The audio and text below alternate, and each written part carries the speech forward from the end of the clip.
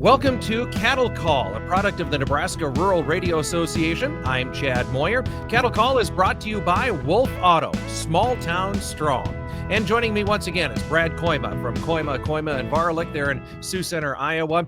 Brad, thanks for joining us again here this week. Again, we got a few things we want to talk about, especially some fun things that are happened in the middle of the week, right ahead of Easter here. But just first of all, your thoughts on where we ended out trade last week, and again, a little bit more removed from this whole tariff discussion and things like that. What do you make of where the cattle market ended last week at? Well, thanks for having me on, first of all, Chad, and I got to give a little hats off here. Since you and I started this deal, we have not had a single down day on cattle futures. How about that, huh? Yeah, like you say, credit where credit is due. Just wait till next week, and we'll see if the trend continues, right? Like I've said before, I'd rather be lucky than good every time. But to answer your question, I'm kind of looking forward to hopefully being to talk more about cattle fundamentals and cattle news as I see it, and ramifications of tight supply, different things like that, maybe improving demand, and not have to spend so much time talking about the other stuff. And what were the other stuff, of course, that we spent so much time on last week was the macros as affected by Washington, D.C. policy, specifically tariff. And then as that extends into concern, of potentially what that does to overall economy, and, the fact that beef has always seemed to have, elastic demand, discretionary spending. So, all sorts of terms that we'd rather talk about, what the packers are bidding and what the cattle weigh and different things like that. At least I would. So we finished up limping into Friday with lower cash, 208 in the north, 204 in the south, another two lower than what it had the previous week. And I think coming in Monday morning, I think the expectation probably was, more of the same and more uncertainty. I suppose they'll get the cattle bought cheaper because that's what they've done the last 3 weeks in a row. But they're not going to. And I think that's part of the stimulus of the rally on the futures here, too. I think the reality of that the supply cattle, Chad, is still extremely tight in the north, that we still, I would argue, maybe are pulled ahead a month or more on the available supply that we've had here. Some of that's because of great weather through the winter. Some of it's because of fantastic prices. We're anxious to sell. And some of it's because of a discounted structure in the futures market, which further incentivize people to stay current. So from a supply side standpoint, especially and particularly in the north, we're set up very strong. And it looks like, the feedlot guy is going to bow his neck a little bit. And I think he's going to get higher prices. I've been bid steady already from last week. I don't think that's going to be buy cattle. I would expect we'd get some cash trade, though, maybe as soon as today, at the very latest to be tomorrow, because of the holiday on Friday. Okay. Well, let's talk about what the market is dealing with now in a new week. And you kind of you hinted at it, the fact that maybe some of the normal things that we would be talking about in any given week about cattle are starting to come back to the forefront. Can you tell me a little bit more about that? It seems like the cattle is standing on its own now versus relying on outside market influences or outside headlines. Good question. And basically here, to me, today, the separation is crystal clear. The stock market, S&P futures, been lower all day. In fact, they're making new lows while we're doing the show here. And the cattle are still $2 higher. You've got a gold market, not that I'm a gold trader, but up $100 an ounce. You'd be blind to not have noticed what's going on here. Gold market at a price that's never been before. And typically when you see some of that going on, you go like, oh boy, that looks like a scary flight to quality, investors putting his money someplace because he doesn't know where else to put it, kind of one of those gloom and doom, sky is falling type of a day. And that has not been the case at all today with the cattle. So it's an impressive separation. Happy to see it. I thought there was a little nuance of that already day before yesterday.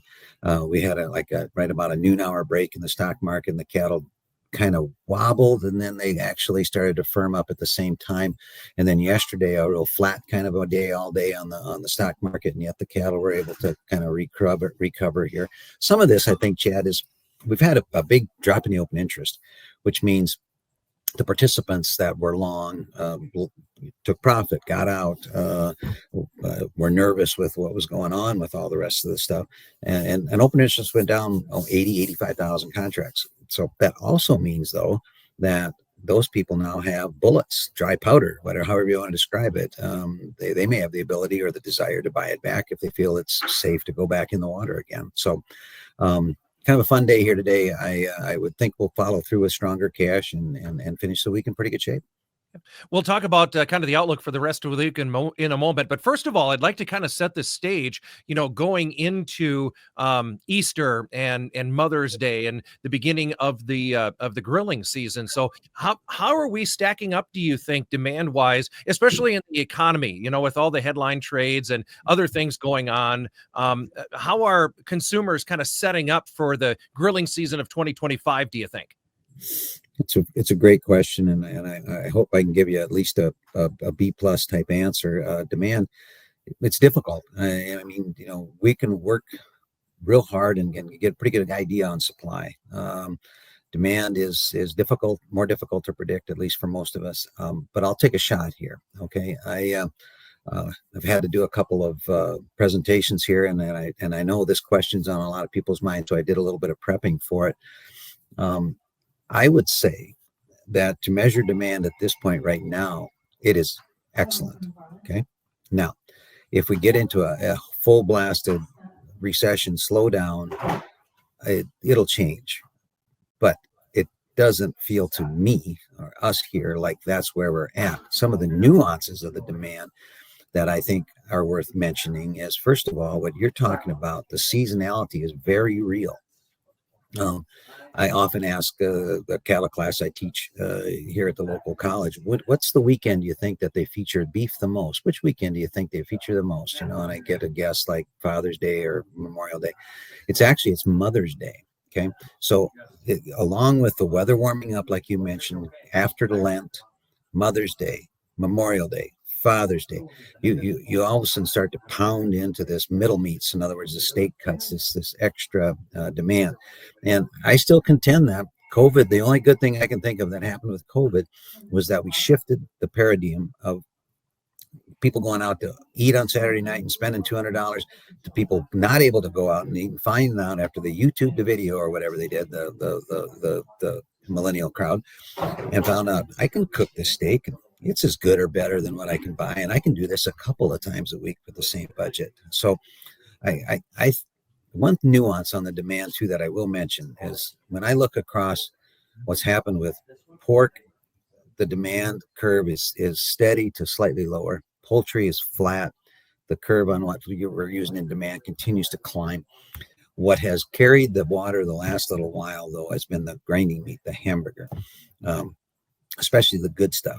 Like the 90% and the 93% is, I should have had it written down, but it's like 80 cents a pound more than a year ago. It's significant. I mean, it's like 460 instead of 380, okay, average, when I look at that study of the 13 major cities. That's a lot. And yet it keeps moving. So it seems to me, Chad, that you got a consumer that maybe if he or she is price point shopping, or however you want to describe it, is kind of like going like, well, I can only have poultry and pork so often. The hamburger is really good product, very versatile product, and I'm willing to pay a little bit more even for the good stuff. So I would expect that the middles, the high price, the cuts, the steaks, that'll pick up here in the next month.